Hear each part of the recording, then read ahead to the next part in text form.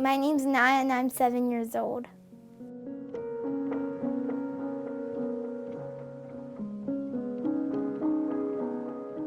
I like to play with my dolls a lot and play house sometimes.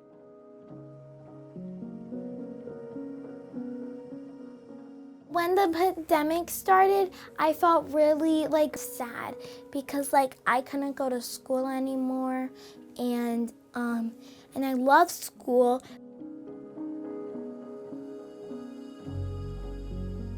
The isolation from the pandemic was very difficult.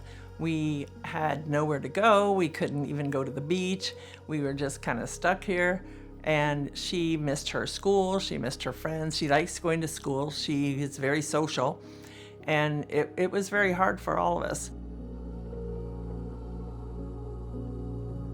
This pandemic just happened rather abruptly, and suddenly everyone had to very rapidly adjust. Parents and caregivers have to adjust because now they have children at home that need to be taken care of. They still have to figure out how to work and provide support, financial support to the family, and balance these varying kind of responsibilities in a new way. And the children themselves have to figure out how to adjust to not having those direct supports. Maybe they don't have their teacher or guidance counselor to just walk into the classroom or their office to, hey, I have these questions, I have these needs, can we figure that out?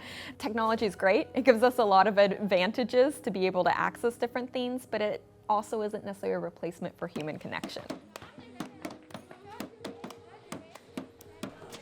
There's that loss of social interaction with their peers and with teachers, that sense of community that, students have, because some students come to school, because it's a safe place for them, or it's an opportunity for them to get away from, whatever they have going on at home.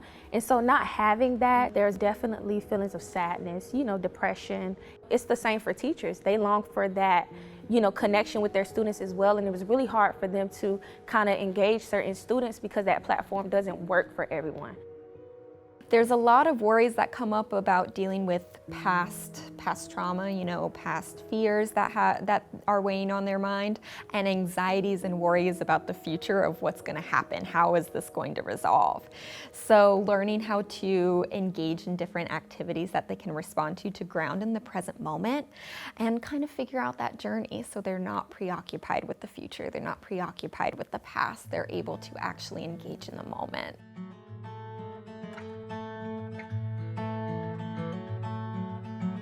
In our yoga classes, we've seen kids with anxiety. They've expressed that they miss their friends, and doing a yoga class outdoors kind of brought them back together with friends. There was no ignoring that the pandemic definitely affected everything, including our mental health.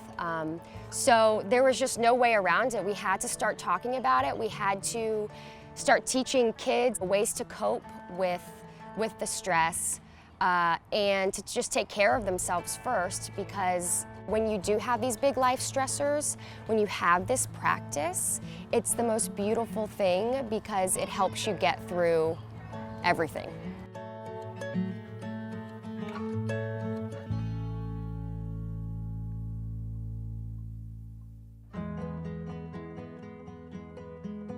Hi, Claire. Hey, Naya.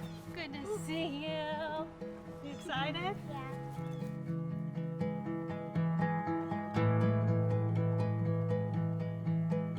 I originally looked into Big Brothers and Big Sisters for Naya's brother, Nathan, and then Naya came along and we added her.